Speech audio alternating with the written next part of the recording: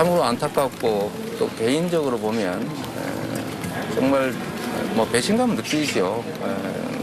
만약에 사실이라면 그 점에 대해서는 다시 한번 인사권자로서 직원 관리를 100% 완벽하게 못하게 한 점에 대해서 사과드립니다.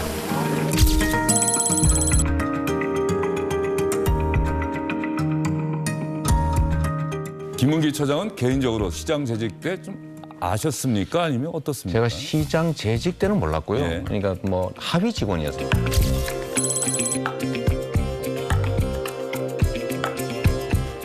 대선 자금 운운하는데 불법 자금은 이런 본 일도 쓴 일도 없습니다.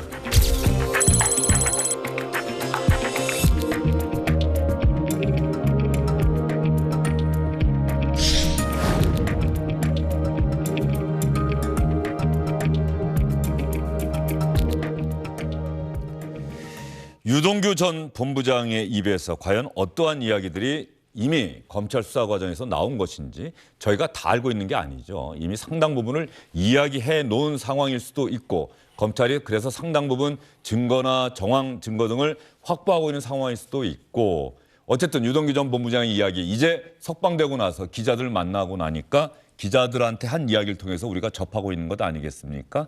대부분의 이야기는 김광삼 변호사, 이재명 대표와 그 측근이라고 하는 김용부 원장, 정진상 정무조정실장 대단히 비판적인 발언들을 쏟아내고 있는 것 같아요.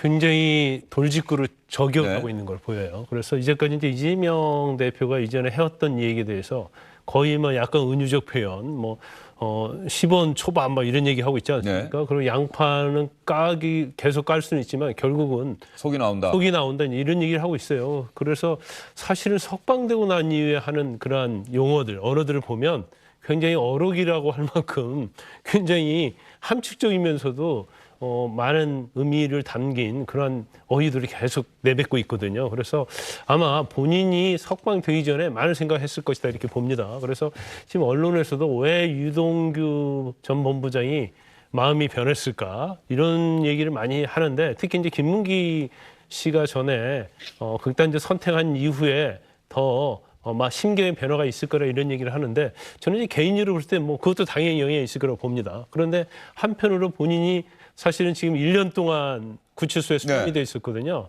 근데 수감이 돼 있는데 아마 그 이전에는 몰랐던 걸 많이 깨달은 것 같아요. 첫째는 제가 볼 때는 내가 정치적으로 이용을 당하고 있구나. 과연 이러한 것 속에서 내가 뭐 대장동 일당을 보호해 주는 거로 말미암아서 내가 얻는 게 무엇일까 이런 생각했을 거라고 보고요. 그다음에 또 변호사가 선임이 됐는데 지금 언론에 흘러나오는 것은 변호사가 사실은 유동규 전 본부장을 변호하는 게 아니고 계속적으로 회유를 한다랄지 아니면 어떤 정보를 빼내는 그런 취지의 변호사가 일방적으로 선임이 되고 이런 걸 보면 지금 돌아가는 판이 나를 위해서 이렇게 가는 게 아니구나 이제 그런 생각을 했을 가능성이 크다고 봐요. 그리고 아까 말씀드린 것처럼 그 극단적 선택을 한 김문기 처장은 사실은 유동규 전 본부장과 굉장히 밀접한 관련이 있습니다. 왜냐하면 이재명 대표가 성남시장 하기 직전에 그 아파트 리모델링과 관련해서 김문기 전 처장하고 같이 일을 했거든요. 네. 김문기 전 처장이 유동규 전 본부장이 리모델링 협회 조합장을 하고 있었고, 그다음에 김문기 전 처장이 그 시행사와 관련된 직원이었어요. 네. 결과적으로 성남도시개발공사로 둘이 잘 알고 있다. 끌어들인 게 유동규 전 본부장이거든요. 그러니까 자기가 끌어들였는데 사망을 했고 거기에 대해서 사실 이재명 대표는 나는 전혀 모른다 이런 얘기하고 있고 또 유동규 전 본부장한테는 배신감을 느낀다 이런 얘기를 하고 있으니까 본인은 일종의 불쏘시개밖에 되지 않는다고 생각하는 것 같아요. 그래서 이제는 내가 더 이상 이럴 필요가 없다. 그래서 이제까지 솔직히 말하고 이제까지 있었던 일에 대해서 낱낱이 이야기를 하겠다. 어떻게 보면 폭로하겠다는 취지인 것 같아요. 결국 아까 앵커께서 말씀하신 대로 이제 판도라 상자가 열릴 가능성이 굉장히 높아졌다.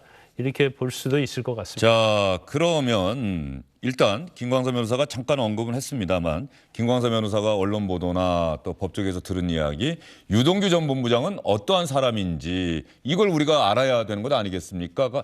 그걸 정확하게 알아야 유동규 전 본부장의 말 한마디 한마디가 왜 민주당 이재명 대표에게 상당한 부담으로 다가갈 것인지를 우리가 미뤄 짐작할 수 있는 것 아니겠습니까? 별게 아니라고 한다면, 별 연관이 없는 사람이라고 한다면 이재명 대표가 긴장할 이유가 없는 건데 어떤 사람으로 생각하고 계세요? 일단 이재명 대표는 굉장히 오래된 인연이 있다고 볼 수 있어요. 그러니까 성남시장 하기 전에 유동규 전 본부장이 리모델링하는 아파트의 조합장을 맡고 있었거든요. 예. 그런데 그 당시에 이재명 대표가 굉장히 그거에 관심이 많았다고 하고 또 아마 공약에도 그 부분을 포함시킨 걸로 보입니다.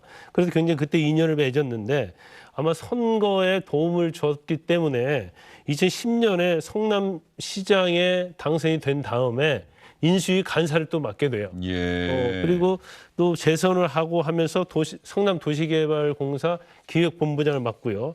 그다음에 경기도지사에 당선된 이후에는 또 유동규 본부장을 경기관광공사 사장을 시킵니다. 그런데 이 전체적인 이력을 보면 성남시에 있을 때도 마찬가지고요. 경기도에 있을 때도 시의회 도의회에서 아니 전혀 캐리어도 없는 사람을 왜 이런 자리에 맡기느냐고 굉장히 많은 반발이 있었어요. 예. 그럼에도 불구하고 이재명 민주당 대표가 변호사에서 성남시장에서 경기지사가 될 때마다 유동규 전 본부장이 함께 뭐 움직였다 뭐 이런 취지로 말씀하시는 겁니까? 네, 맞습니다. 그러면서 이제 대장동 개발이 굉장히 중요한데 대장동 개발과 관련해서는 성남도시개발공사 사장을 사실은 해고를 시키잖아요. 그러면서 직무 대리를 한단 말이에요. 그렇죠. 그러면서 그 이후부터 대장동 개발 사건이 아주 일사천리 진행이 돼요. 이제 그런 전체적인 걸 보면 유동규 본부장 입장에서는 본인이 이재명 대표의 측근 중에 측근이다 이렇게 생각하고 있을 것인데 사실은 구속되고 나서 아무런 본인과 관련된 그러한 어떤 뭐 보호랄지 그런 것도 없었고 결과적으로 자기는 비난받지 못하고 이재명 대표가 그런 이야기했죠. 유동규가 측근이냐고요? 정진상, 김영정도 돼야죠. 이런 취지로 기자들에게 얘기한 적이 있어서 유동규 전 본부장 입장에서는 그러한 뭐 발언 내용이 보도를 통해서 알려지면 또 상당히 본인이 속으로 좀 뭐 속상했을 가능성은 뭐 미뤄 짐작은 할 수 있을 것 같은데 지금 말씀하신 것처럼 성남시장 2차례 당선됐을 때 뭐 항상 함께 간 겁니다. 아까 인수위에도 참여를 했다고 하고요. 성남시설관리공단 기획본부장 취임한 뒤에 성남도시개발공사 기획본부장 그리고 경기도지사가 됐더니 경기관광공사 사장에 취임을 했었다. 자, 그러면 유동규 전 본부장이 석방된 이후에 기자들이 월요일과 금요일마다 지금 대장동 사건 재판이 열립니다. 매주 2차례씩 법원에 나와야 하는데 지난번에 석방되고 나서 첫 재판이 끝나고 난 다음에 여러분 언론 보도 많이 보셨죠? 기자들이 법원 근처에서 그리고 유동규 전 부부장 집까지 따라가서 인터뷰를 한 내용이 언론 통해서 하나하나 다 나왔거든요. 저희가 각 언론사의 보도 내용 간략하게 간추려 드리도록 하겠습니다. 중앙일보, 의리? 이 세계엔 그런 게 없더라. 내가 착각 속에 살았던 것 같다. 구치소에서 1년 명상하면서 깨달은 게 많다. 너무 헛된 것을 쫓아다녔구나 하는 생각이 들었다. 이번에 한국일보가 초기에 상당히 단독 인터뷰를 좀 긴 시간 인터뷰를 한 것 같아요. 나의 죗값만 받겠다. 이재명이 명령한 죗값은 그가 받아야 한다. 예, 그동안 구속된 과정에서 이런 얘기했다는 언론 보도는 한 차례도 없었는데 아예 이제 공개적으로 이재명 대표의 죗값은 이재명 대표가 받아야 한다는 이야기를 한 거예요. 돈을 요구해서 실컷 받았을 때는 언제고 만난 적도 없다? 그러면 내가 유령을 만났나? 김문기 처장을 몰라? 셋이 호주에서 골프 치고 카트도 같이 탔는데 뉴질랜드에서 요트 값은 누가 냈는데 나는 요트 타지 않았지만 그 돈은 내가 냈다. 이거 이재명 대표가 받은 것 아닌가? 상당히 직설적으로 이재명 대표를 공격하는 발언을 했고요.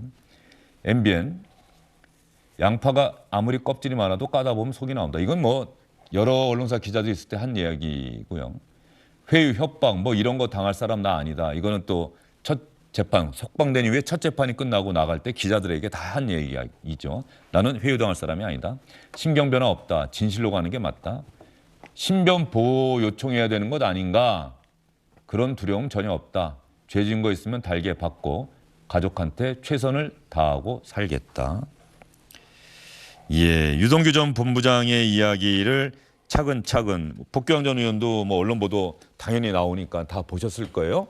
유동규 전 본부장의 저런 이야기가 이재명 대표에게는 지금 이재명 대표나 민주당 측에서는 회유했다. 회유해서 유동규 전 본부장이 뭔가 없는 일들을 만들어내고 있다. 지금 어떤 혐의가 추가로 정진상 정무조정실장한테 2014년에 5천만 원인가 줬다는 이야기도 언론 인터뷰에서도 한 이야기 같은데 이런 내용들 나오면 다 조작이다 현재 이렇게 반응하고 있는 것 같은데 어쨌든 상당히 부담스럽지 않을까요? 유동규 전 본부장이 많은 것을 알고 있는 사람인 것은 뭐 분명한 것 아닙니까? 확실한 것은 유동규 전 본부장이 이재명 전 시장과 직접 만나는 사이는 아니었다. 결국 그 안에는 김용 정진상이라고 하는 사람이 최측근이고 이들을 통해서 만나는 사람이었다라는 것이 확인이 된 겁니다. 그래서 유동규 전 본부장의 말을 통해서 이재명 대표까지 어떻게 연결되는지는 사실 증명해내기 어려운 측면이 좀 보이고요. 그다음에 본인이 이제 입장을 바꾼 거 아니겠습니까? 앞으로 윤석열 대통령 임기가 4년 반이 남았고 네. 그리고 있는 죄를 모두가 다 뇌물죄로 뒤집어 쓸 경우에 사실상 본인이 얼마만큼의 더 오래 감옥 생활을 해야 될지 모르겠고 이런 상황 속에서 그 아무리 이제 구속기간 만료로 나온다라고 하지만 이렇게 나오는 경우가 굉장히 비상식적이다라는 것이 일반적인 뭐 말씀들이세요. 그러면 그 내에서 누구의 요청인지는 모르겠습니다만 결국은 타협을 하기로 한 것 아닌가. 그래서 수사에 적극적인 협조하는 것으로 해서 구형에 굉장히 어떤 예. 뭐 형량을 낮춰준다든지 이런 거래가 모종에서 이루어진 것 아닌가 싶고 뭐 이른바 플리바게닝이 있었던 것 같다. 예. 그렇게 미루어 짐작할 수 있는 여지들이 정황상 이렇게 드러나고 있고 그로 인해서 기왕에 내가 마음을 바꿨다면 적극적으로 반 이재명의 입장에 서서 나를 보호하는 것 중심으로 가야 되는 것 아닌가 이렇게 이제 되다 보니까 계속해서 이제 이재명 그 대표에 대한 어떤 공격적인 이런 발언들이 나오는 것 아닌가 싶습니다. 자, 복귀왕 전 의원님 그 말씀 하시니까 제가 이렇게 또 질문을 드려볼게요. 중요한 거는 그러면 유동규 전 본부장이 지금 언론 인터뷰에서 하는 이야기가 이 세상에 없던 일인데 있는 것처럼 이야기를 하는 것이냐 아니면 원래 있던 일인데 나는 그걸 알고 있었는데 그동안에는 내가 얘기를 안 했어. 그런데 이제 나는 그런 이야기를 원래 있던 일이니까 이게 이런 일이 있었다고 난 얘기할 거야. 어느 거라고 보세요? 저는 그거는 뭐 확신할 수 없다라고 네. 생각해요. 예를 들어서 8억 4천 정도를 김용 부원장은 안 받았다라고 얘기를 하고 유동규 전 본부장의 진술에 의해서 주었다라고 하는 거 아니겠습니까? 그리고 전달한 당사자는 유동규 본부장이고 그러면 그 부분은 받은 사람과 준 사람의 진술이 엇갈리기 때문에 네. 이것이 사실이다 아니다라고 제가 그 예단을 할 수는 없다라고 생각합니다. 이것은 이제 재판 과정에서 공격과 방어가 이루어질 것이라고 보는데 다만 태도가 급변했다라고 하는 것은 어떤 계기는 결국에는 형량을 낮춰주는 이런 정도밖에 없지 않겠느냐라고 짐작하는 것이고 그것이 이제 일반적으로 저런 정도의 범죄를 가지고 구속돼 있는 사람이 구속기간 만료로 나오는 경우는 지극히 드문 경우다라는 어떤 해석 견해들이 많이 있습니다. 그래서 거기에 견주어 볼 때 무엇인가 수사 당사자, 당국자와 어떤 그 수사를 받는 사람 간에 어떤 거래가 있지 않겠느냐라는 짐작을 정황상으로 할 수밖에 없는 그런 상황이라고 생각해요. 예, 뭐 모든 범죄의 피의자들이 가능하면 이왕 내가 잡혔고 처벌을 피할 수 없다고 한다면은 최소한의 형량을 받자. 뭐 이건 어떻게 보면은 인지상정일 수 당연한 있을 걸수 거예요. 있습니다. 그런 측면에서 검찰이 그 부분을 파고든 것 아니냐. 그런데 항상 중요한 거는 본질은 어쨌든 그럼에도 불구하고 뭐 그게 있었는지 없었는지 우리로서는 알 길은 없습니다만 검찰은 부인하고 있고 유동규 전 본부장도 부인하고 있는데 민주당에서는 그런 일이 있을 거라는 의혹을 제기하고 있고 또 검찰의 회의가 있었다고 주장을 하고 있는 건데 유동규 전 본부장이 하는 이야기가 사실이냐 아니냐 이게 가장 본질적인 부분 아니겠습니까? 그렇습니다. 예. 결국 그거는 예. 이제 수사와 재판 과정에서 밝혀질 것이라고 보고요.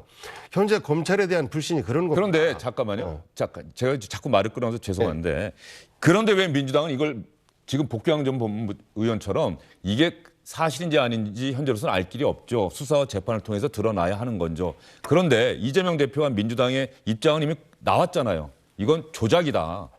조작이다라고 결론을 내렸잖아요. 그동안의 대장동은 이것이 부패 비리 사건이었지 예. 대선 자금까지 연결되는 일은 없었습니다. 그런데 이것을 정면으로 대선 자금이다라고 규정하면서 수사를 해오기 때문에 그것이 조작이다라고 저희는 주장하고 있는 것이고, 그리고 이재명 대표와 민주당 입장에서 현재로서는 김용 부원장의 주장을 믿는 것이 저는 당연하고 합리적인 것이라고 생각해요. 뭐 그런 주장으로 이렇게 받아들여 주시면 될 것 같고, 저는 객관적 사실은 수사와 또 재판 과정에서 네. 드러날 것이다. 다만 그동안에 검찰이 뭐 조작을 안 한다라고 했었는데, 대표적으로 우리 국민 속에서 기억되는 두 가지 조작 사건이 있지 않습니까? 하나는 그 90년대 강기훈 씨 유서대필 조작 사건. 예. 그것과 관련된 검사들이 지금도 정치권에 남아 있어요. 그리고 또 서울시 공무원 유호성 씨 간첩 예. 조작 사건, 그것과 관련된 검사가 지금 청와대에 근무하고 있어요.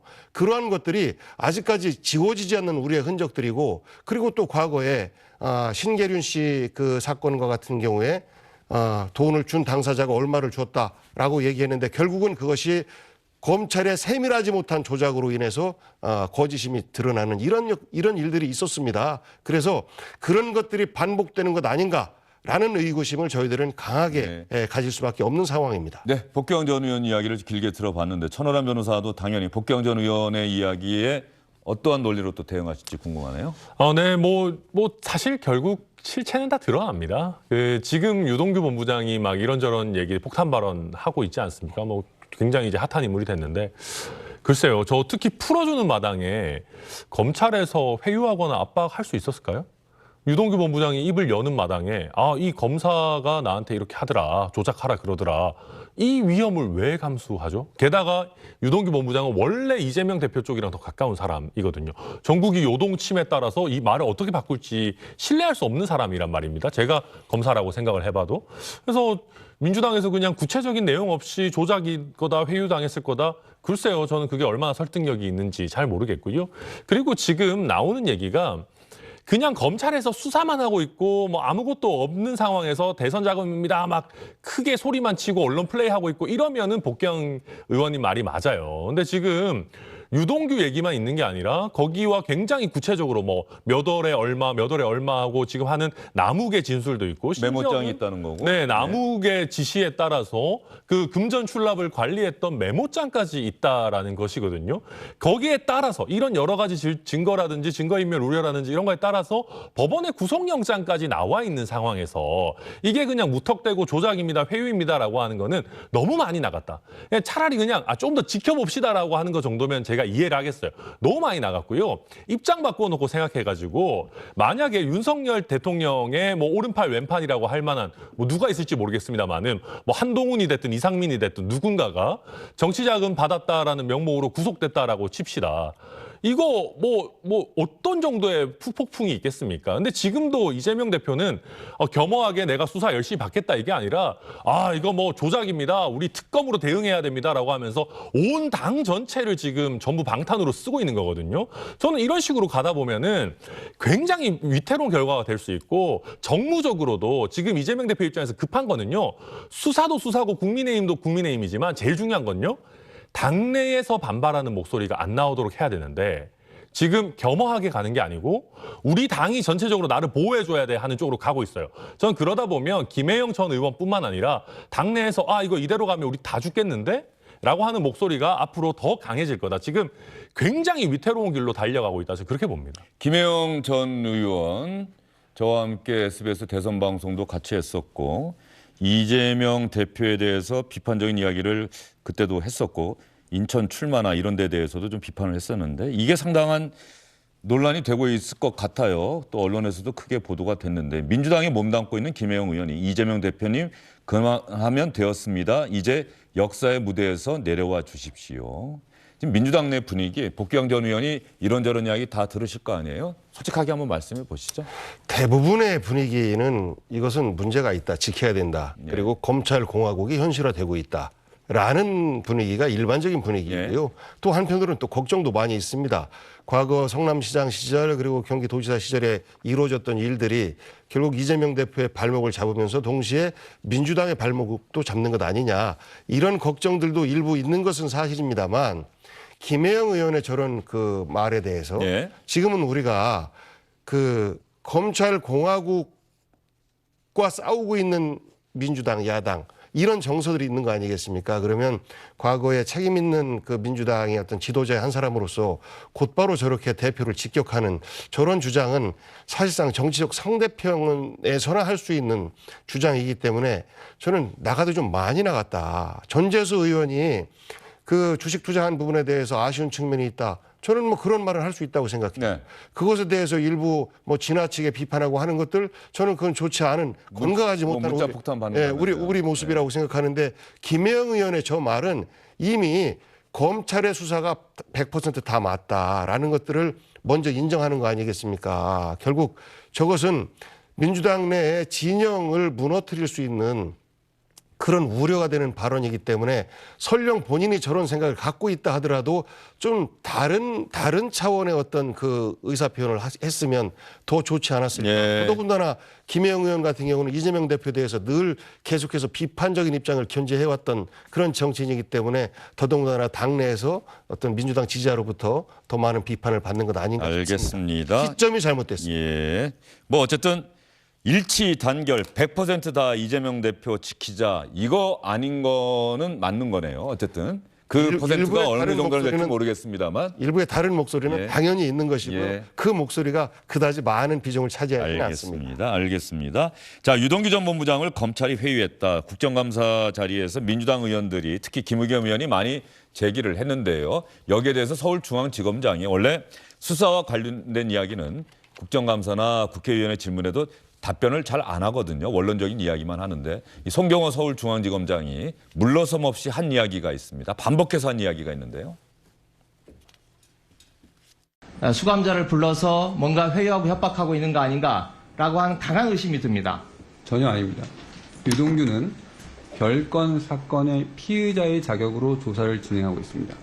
제가 그 전체적인 과정은 정확히 알고 있습니다. 그렇지만 사실과 달리 알고 있습니다. 예. 사실과 달리 알고 있어요.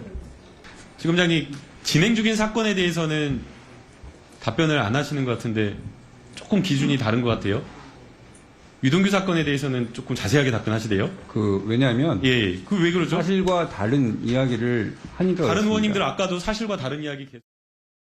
자, 김광삼 변호사님, 원래 제가 말씀드린 것처럼 김남국 의원이 그 이야기 하네요. 서울중앙지검장 검찰총장이 구체적인 사건 수사와 관련한 이야기는 원래 원론적으로만 답변을 하는데 지금 의원님이 말씀하시는 거, 김의겸 의원이 말씀하시는 거는 사실과 다른 이야기를 하고 있기 때문에 사실과 달리 알고 있습니다. 제가 정확하게 알고 있습니다. 그 얘기는 뭐냐? 김의겸 의원이 이야기하는 것처럼 회유, 협박 이런 거 없습니다. 뭐 이런 취지인 것으로 해석이 되는데. 그런데 서울중앙지검 입장에서는 이 사건을 직접 담당하고 있잖아요. 그런데 법원에서 영장 발부되고 영장 청구했는데 이거 자체를 회유 협박에서 한 게 아니냐 이렇게 말하니까 사실 참을 수 없는 거죠. 그런데 이게 사건 내용에 대해서 얘기하는 게 아니고 회유 협박이 전혀 사실이 아니다 이런 얘기를 하기 때문에 이건 문제가 전혀 없고요. 그런데 회유와 관련해서 한 말씀 드리자면 사실은 회유해가지고 유동규가 여기에 넘어갔다고 쳐요.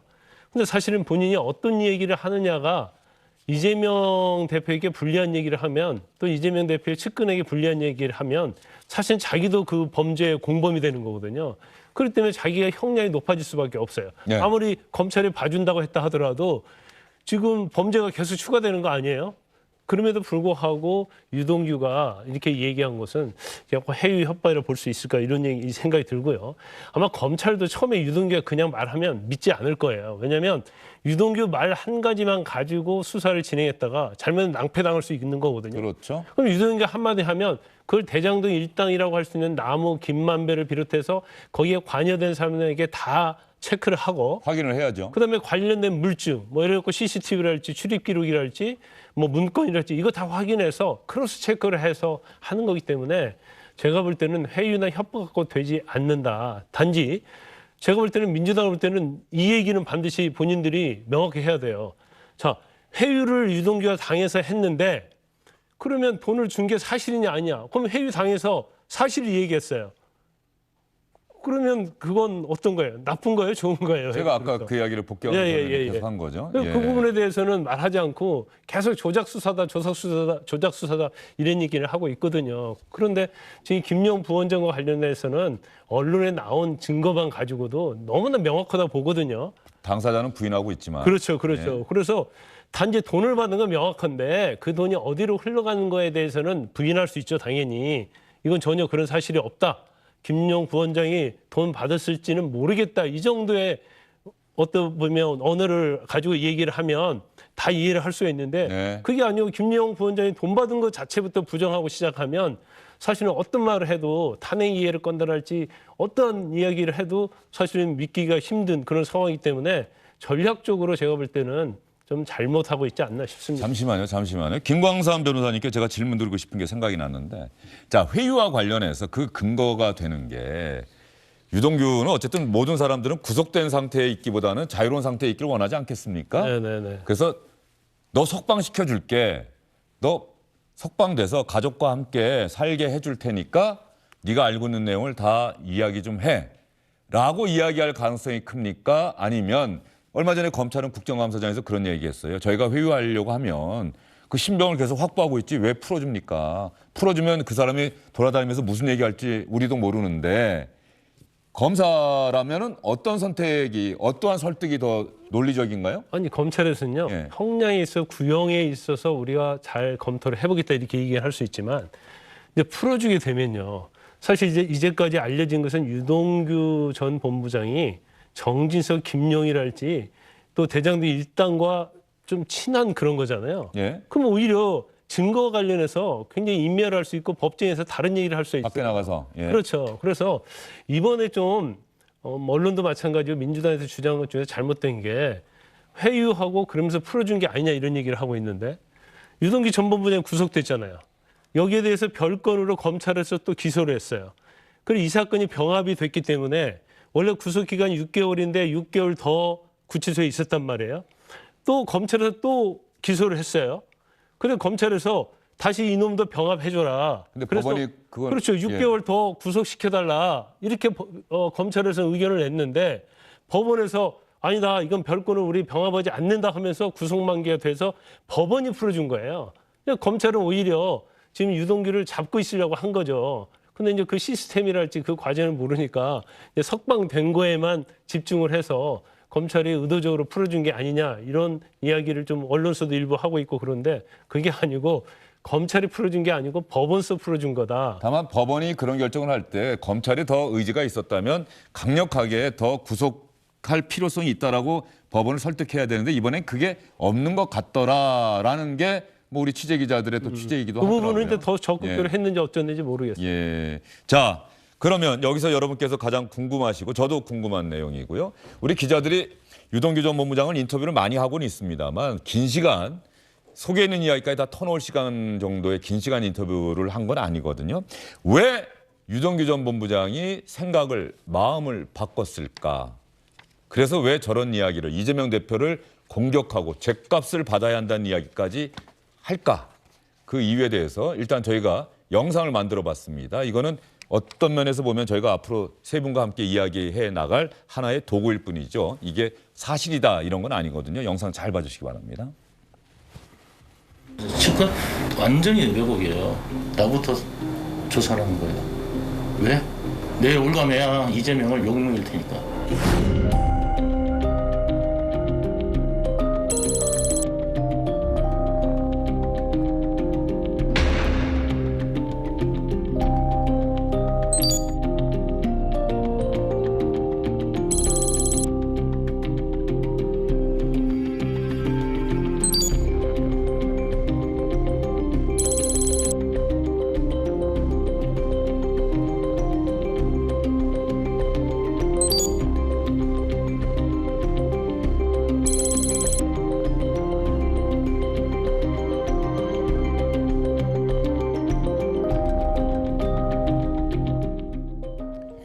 김 변호사님이 뭐 변호하는 과정 또 예전에 검찰에 계셨었죠?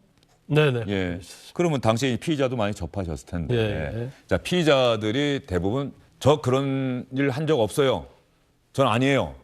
부인하다가 생각을 바꿔서 검찰의 입장에서 보면 사실을 얘기하게 되는 계기가 정말 피할 수 없는 명확한 증거가 나올 때 그럽니까? 아니면 지금 저희가 영상에서 보여준 것처럼 이 사건과 관련돼서 이 사람 누군가가 나를 지켜줄 거라고 생각했는데 그 믿음이 배신당했다고 했을 때 또 태도를 바꾸는 경우가 많습니까? 후자가 굉장히 많아요. 아, 증거보다도? 예. 저희가 이제 변호사로서 상당히 이제 많은 사건을 하지 않습니까? 근데 변호사로서 사건을 할 때 단독범이 있고 공범이 있어요. 그렇죠. 근데 공범에는 주범과 중범이 있죠. 그러면 주범이 굉장히 경제력이 있고 권력이 있으면 종범과 주범을 단절시키고 주범은 밖에 있으면서 이제 변호인도 선임시켜주고요. 가족도 걱정하지 마라. 이런 시그널을 다 보내죠. 영화에서 많이 그렇죠. 보는. 그리고 경우에 따라서는 또 변호사도 선임시켜주는 게 많이 있어요. 근데 이 선임시켜준 변호사는 사실은 구속된 이 피의자를 위해서 일하는 게 아니고 피의자가 입을 열까 열지 않을까 입을 열려고 하면 뭐 돈으로 막는다랄지 아니면 또 다른 또 유인책을 제공하는 거예요. 예.